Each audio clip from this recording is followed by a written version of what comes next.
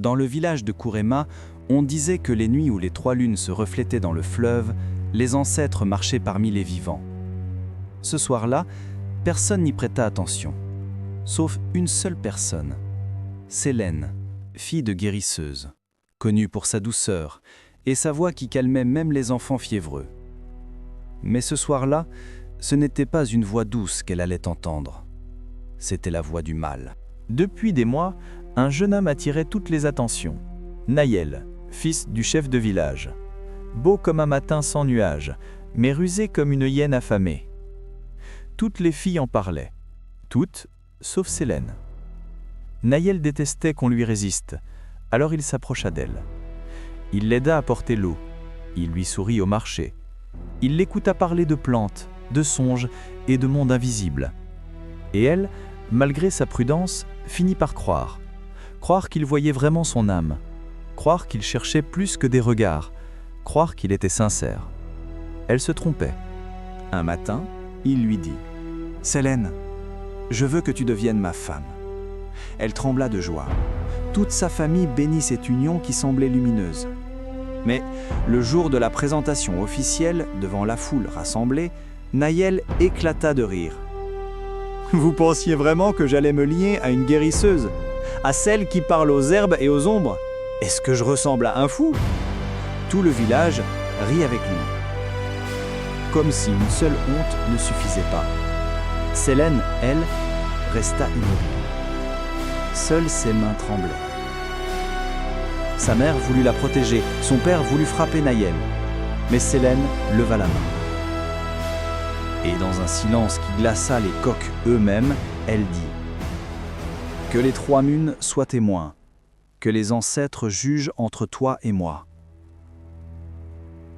Un murmure courut dans la foule. On ne lançait pas ces mots à la légère. Nahel ricana, mais son rire sonna creux. Elle se trompait. La nuit suivante, Nahel se réveilla brutalement. Il avait l'impression qu'une main invisible lui écrasait la poitrine. Il tenta de crier, sa voix lui échappa. Il suffoquait. Au même moment, à l'autre bout du village, Sélène faisait brûler des plantes sacrées pour apaiser son cœur brisé. Elle n'avait lancé aucune malédiction, mais les ancêtres, eux, avaient entendu. Les jours suivants, Nahel se couvrit de marques, des lignes sombres, comme des mots anciens écrits sur sa peau. Chaque matin, une nouvelle phrase apparaissait. Les anciens furent appelés. L'un d'eux murmura « Ce n'est pas une maladie, c'est une réponse. » Le chef, paniqué, accusa immédiatement Sélène. On la convoqua. Elle arriva calmement, portant un panier de remèdes. « Je n'ai lancé aucun sort, dit-elle. »« Alors qui ?» gronda le chef. « Demandez aux lunes, répondit-elle simplement.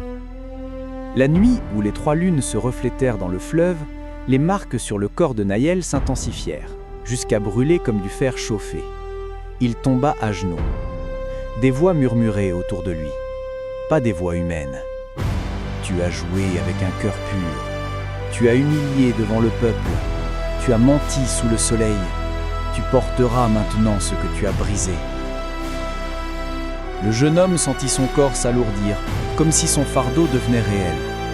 Son ventre se gonfla, non de chair, mais d'un poids invisible, le poids de ses mensonges, de sa cruauté, de sa lâcheté. Il hurlait. Le village entier accourut. Devant la foule rassemblée, Nahel tomba face contre terre. « Pardonne-moi, Sélène, pardonne-moi, arrête ça !»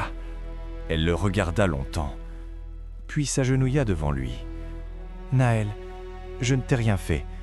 Tu t'es jugé toi-même. » Les anciens hochèrent la tête. Dans leurs yeux brillait une vérité ancienne. Quand l'injustice est trop profonde, les ancêtres se lèvent. Sélène posa une main sur la terre. Le vent se leva. Ses paroles furent comme une libération. « Que ton cœur apprenne à peser ce qu'il a brisé. » Et lentement, le poids sur le corps de Nahel diminua. Il redevint lui-même, mais jamais plus il ne marcha avec arrogance. Les lunes disparurent, le fleuve redevint sombre et le village retrouva son calme. On raconte que Nahel devint humble et servit les anciens pendant des années. Et Sélène, elle, devint une guérisseuse si respectée que même les vents semblaient écouter ses prières. Depuis ce jour, chaque fois qu'un homme tente de jouer avec le cœur d'une femme sincère, les anciens du village disent « Attention, car là où la justice des hommes échoue, la justice des trois lunes ne dort jamais. »